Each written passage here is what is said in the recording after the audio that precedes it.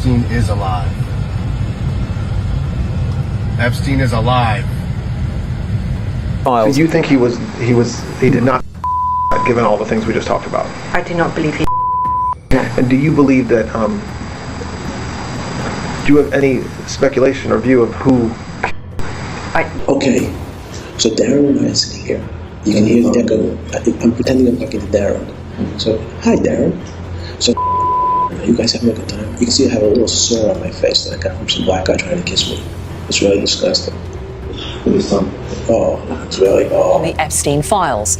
Our data and forensics correspondent, Tom Cheshire, is here. Tom, what have you and your team unearthed? Well, we found new video of Jeffrey Epstein. He appears to be in detention. We don't have context because when you're going through these... Anyway, I have pictures up on the wall. I had to borrow the Scotch tape to get the pictures on the wall. I'll talk to you guys later. Bye. To stark contrast to a lot of what we have been finding in the Epstein files, which paint this very hedonistic, glamorous criminal life. What if the biggest secret in modern history wasn't hidden in a locked vault or a shredded document, but in a simple voicemail left on a Friday evening? For years, the world has been obsessed with a single list, a collection of names that could supposedly bring down the entire global elite. But while everyone was busy looking for the names, they might have missed the most chilling part of the story, a message that surfaced years after the fact, sending the internet into a complete frenzy. This wasn't just a casual check-in. It was a communication sent right before the most high-profile inmate in federal history met his end. And the words he chose, they're enough to make your skin crawl. The message came through one of his lawyers on a Saturday morning, August 10th. When asked how he was doing behind bars, the man simply replied, "Still hanging around." At first glance, it sounds like a bad joke, a bit of dark irony from someone who knew his time was up. But to the people who have spent years digging through the millions of pages of documents, it felt like something else, a coded signal, or perhaps a final act of defiance. The man who said those words was due to meet a contact for breakfast the very next morning, but he never made it. Instead, the world was told he offed himself in a cell that was supposed to be under 24-hour surveillance. It's a story we've all heard, but the data that's come out since 2019 paints a picture that is a stark contrast to the hedonistic, glamorous life he once led. Out the Epstein files. So you were due to meet him for breakfast the day after he was arrested. When did you last speak to him? I believe that I got the last message from him before he... And what was that message? This came through one of his lawyers, and on a Friday evening, on Saturday morning, August the 10th. And his message to me, in response to me asking, how he was, and he said, "Still hanging around." He literally said, "Still hanging around." And do you think that was a coded message? I don't know. I mean, it was in character. Everything that he said was cast in amusing, unserious, ironic. I'm not sure I ever quite heard him utter an entirely serious. But that was just the beginning of the fallout. For years, the public screamed for transparency, and eventually the government was forced to act. This led to what we now know as the Transparency Act, a move that flooded the public record with nearly 7 million pages of emails, FBI memos, flight logs, and internal records. Imagine a stack of papers so tall it could reach the clouds. That's what investigators were facing. And just when they thought they had seen it all, another 3.5 million pages were dumped into the archive in early 2026. Within hours, internet detectives were uncovering details that no one saw coming. The names involved weren't just the usual suspects. They came from every corner of power. Business titans, A-list celebrities, and global politicians were all woven into a web that seemed to have no end. Because they're really hard to deny. Yeah, we live in a day and age of AI, but as of right now, it is very hard to say that you didn't send or receive certain emails. Sure, people make the claim, the defense, oh, someone else had access to my phone, someone else had access to my computer, but for purposes of this discussion, can we just assume that these emails were sent or received by Epstein? And especially with Epstein, you're talking about emails from years ago. So we have to assume they came from him. I want you to be free with yourself. First, I think you should study English, go online. There are many classes, then take the TOEFL test. The photos should not be, but should be. Do you watch? For example, you want to be free without being. old, but laugh, have fun. You are going to be 22, not 14 years. The scale of the release was so massive that it seemed designed to overwhelm, but as the dust settled, certain patterns began to emerge that were impossible to ignore. People started noticing a very specific type of vocabulary being used in private emails between some of the most powerful people on the planet. If you were reading these messages literally, you'd think these billionaires were just obsessed with late-night snack runs. But when you see the word pizza mentioned 900 times in a context that has nothing to do with food, you start to ask questions. Forensic language experts began to weigh in, suggesting that these weren't just food orders, they were euphemisms for something much darker, possibly involving minors.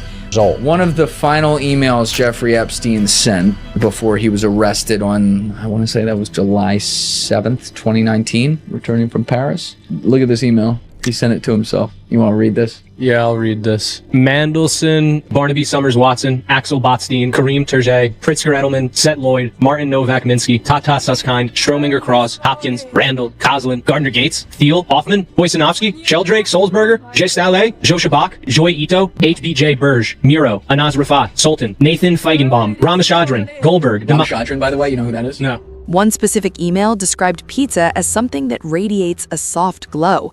Now ask yourself, when was the last time you ordered a pepperoni pie that was glowing? Lawmakers who reviewed the unedited files called the phrasing disturbing and not normal. And it wasn't just pizza. The word cheese appeared more than 1,100 times, and there were urgent, high-priority messages about beef jerky being analyzed in labs. When extremely wealthy men are discussing jerky and pizza with the same intensity most people reserve for a multi-billion-dollar merger, something is wrong. The documents even took a darker turn, with references to cannibalism and videos so graphic that even the man's closest associates said they couldn't stomach watching them. The mystery left the world asking, videos of what? And more importantly, who was in them? Certain words appear again and again in conversations between powerful figures, and the way they're written doesn't make much sense if taken literally. One example is the word pizza, which appears 911 times across the Epstein documents. Not in food orders or lunch plans, but in private emails that sound strange if pizza actually means pizza. Researchers digging through the files pointed to several emails as examples. The wording raised immediate questions. Who describes pizza as something that radiates a soft glow? Congresswoman Anna Paulina Luna, who reviewed the unedited files, later said the phrasing didn't look normal and suggested some of the language appeared to reference minors. Other lawmakers agreed, saying that the wording was disturbing. A forensic language expert also suggested some terms may have been euphemisms for something darker. While the internet was busy decoding the emails, a list of more than 300 names was quietly released by the Attorney General. This wasn't a list of criminals necessarily, it was a list of politically exposed individuals who appeared somewhere in the records. Some were just mentioned in news articles he had saved, but others had much deeper ties. Names like Jay-Z, Beyoncé, and even former presidents were found in the logs. But the name that caused the most shock wasn't a politician or a Wall Street shark. It was Ellen DeGeneres. For 20 years, she was the Be Kind lady of daytime television, a brand built entirely on being approachable and friendly. Seeing her Twitter handle and show clips mentioned in his media digests was a massive blow to her public image. That's the allegations back in 2020. And if I've ever let someone down, if I've ever hurt their feelings, I am so sorry for that. In the special, Ellen describes the work environment she remembers. It was a family to me. We had so much fun together at that show. We laughed all the time. We played games all the time. I felt it was not a family. It was an atmosphere. I got kicked out of show business. Yeah. Thanks. Yeah, because I'm mean. Yeah. Yeah, you can't be mean and be in show business. No, they'll kick you out. She uses jokes to address the controversy. I was in therapy for a while trying to deal with all the hatred that was coming at me, and at one point my therapist said, "Ellen, where do you get this idea that everyone hates you?" And I said, well, New York Times, Washington Post, Entertainment Weekly, Us Weekly. I think Elmo may have said something recently on an episode of Sesame Street. speculation reached a boiling point in late 2024 when Ellen and her wife Portia suddenly packed their bags and moved to the United Kingdom. The official story was that she was unhappy with the political climate in the U.S., but the timing was suspicious. It happened right as the investigation into Sean D. Combs was gaining massive momentum. Diddy, who was arrested in September 2024 on charges of racketeering and exploitation, had been a frequent guest on Ellen's show. Old footage of them joking about his legendary parties started resurfacing, and suddenly those jokes didn't seem very funny anymore. Elon Musk even fueled the fire by resharing a playful birthday message Ellen had sent to Diddy years ago. I was like, Ellen's not that nice. This was after you went on the show? After I went on the show. What was it like meeting Ellen? And is she a good person? Let's just all go back to 2017, where I was the first person to call Ellen out before anyone else You called did. her out? Yeah. What do you mean? I called her out. I was like, Ellen's not that nice. This was after you went on the show? After I went on the show, and the world blew up about it and was like so mad at me about it. And then someone else said it, and then it was like, oh my God, Ellen's not nice. Oh, okay. Why do you say she's not nice? I can't explain it. It was just an really energy? weird. I ran into her like backstage. It was like an awkward thing, and like the producers were really scared. I was like, what's going on? They were like, that was not supposed to happen. We're gonna get in trouble. It's like so weird. She was like, hey. It was like, I was like, oh hi. Like I was like, I'm so excited. And she was like, what Ellen? Ellen was like really weird and not nice to me for most of my career, and like because I opened for her in the 1980s. Oh, you did? When she was a headliner in comedy clubs, and not way before her big fame. And so then when I would do her talk show in the 2000s, she acted like we just met, and I'm One of those times. I'm like, what? Like that's weird. Like Right. it's like we go way back. What?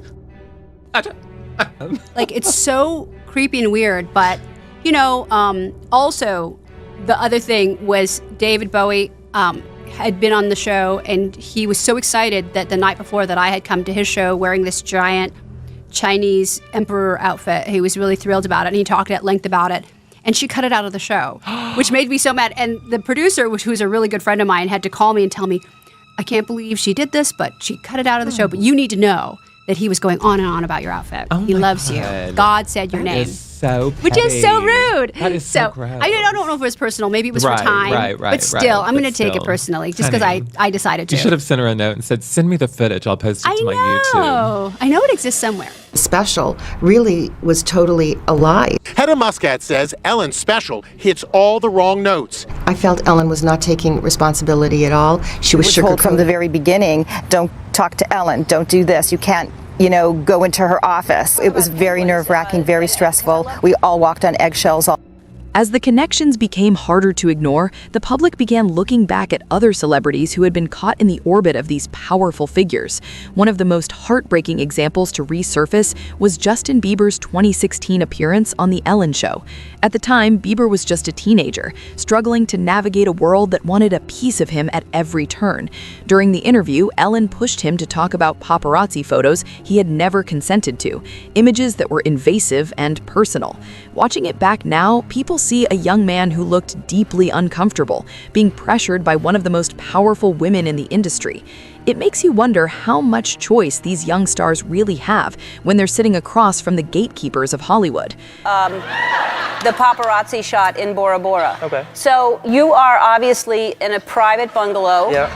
And because usually we're all pretty good at spotting paparazzi. Yeah. They hide in boats and pretend to be fishermen, and we're like, you're paparazzi. I mean, we're pretty good at it. How did you not see that there was paparazzi there? Well, I just didn't see them. I think I wasn't really looking out for them either, so. Was there a boat? When you think back on it now, can you see where they may have been? Yeah, they're definitely in a boat. Yeah. And how quickly after that was shot did you realize that happened? Did that go on wire right away? Yeah, it was pretty much like a couple days. It was like a couple days later, Scooter hit me. He was like, yo, I hate to tell you this, but it's on the internet. I was like, what? How does it? And so then the first thing I saw was like the censored one, and it had like the black thing over it, and I'm like, oh my goodness. Like, I don't know what this is gonna look like, and then it wasn't as like bad as I thought it was gonna be. Yeah. It wasn't like terrible.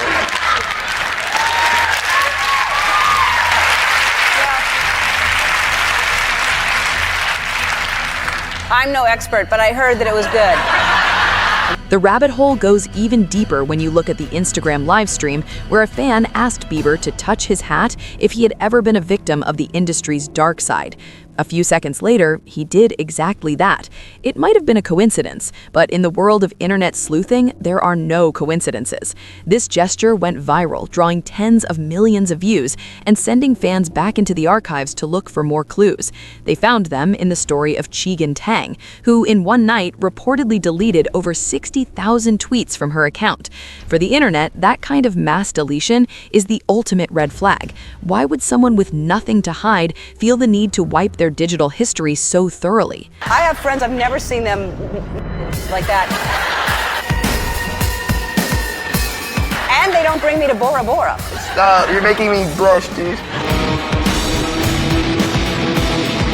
We've talked about this before, that you should be here all the time. Yep, Now it's happening more and more. I love your new music, by the way. Thank you. And other people do too.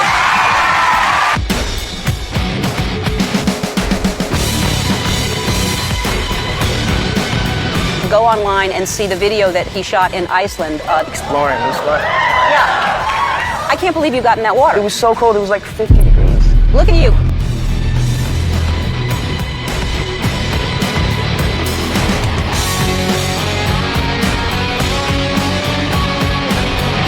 Speaking of you and your let's talk about the paparazzi shot in Bora Bora. Okay.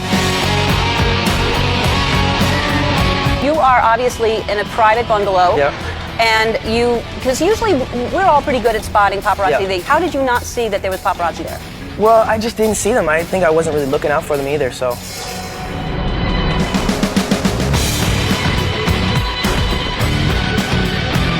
Can you see where they may have been? Yeah, they're definitely in a boat. Yeah. Mm-hmm.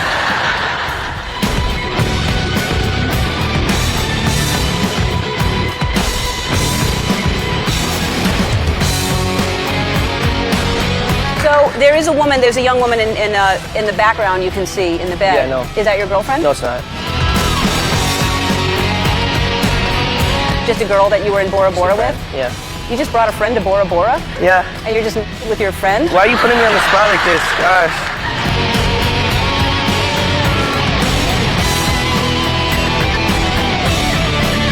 Why can't you say you're dating somebody? I'm not dating anyone though. She's just a friend? Just a friend.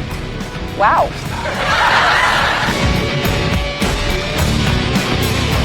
I have friends, I've never seen them naked like that.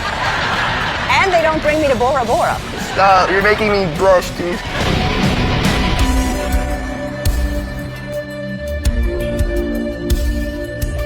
Well, how's your summer been? Summer's been pretty good. Yeah? Yep. You wore very little clothes. Right? You had your shirt off in every picture I saw of you. I guess. It's hot wherever you go, probably. It is you know? pretty hot, yeah.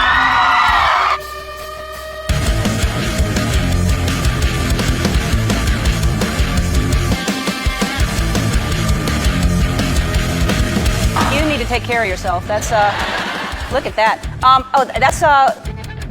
Look at that.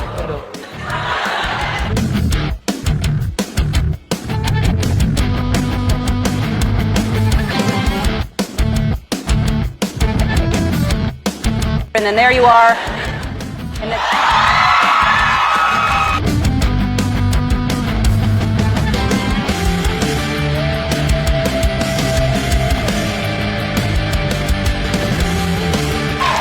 So can I tell you about that photo? yes, who took that picture and tell us about it? It's a friend of mine, but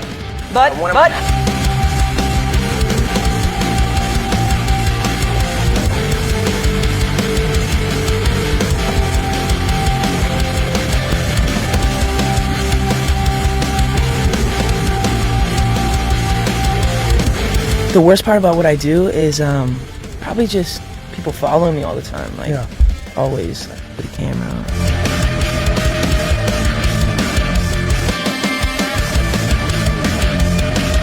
At the end of the day, the photos, I mean, they're not terrible, but honestly, at first and before the reaction was what it was, and still with the reaction, I still felt like I wanted to keep that part for me. Yeah, you know, I was never, but I felt like it was a little bit of an invasion. Yo. What am I gonna do now? It's out there, so the more Yeah. I stress about it, I'm like Ow, so looking at her.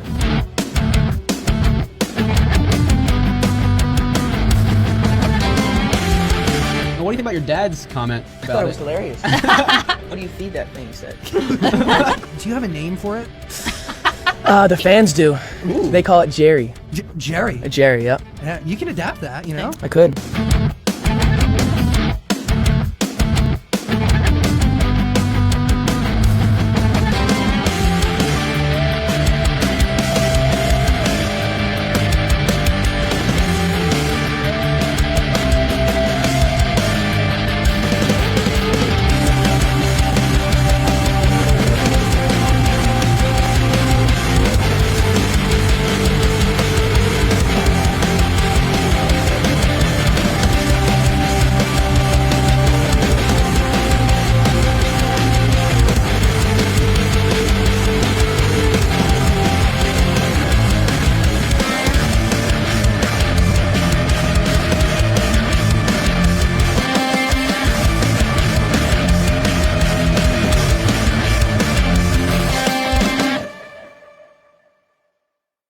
Gambit, Ahood, Jacques Lang, Woody, Alan, Churkin, Sergey, Roomler, Weingarten, Amabani, Rothschild, Dershowitz, Ken Stark, Karp, Alex Karp, Dubai Castro, Popel Queen, Press King PM, Mandelson Valier, Mete, Mittelhoff, Gergen, Malusanine, Margarita Ovitz, Barack, Babudo, Khashoggi, Rockefeller. Holy crap.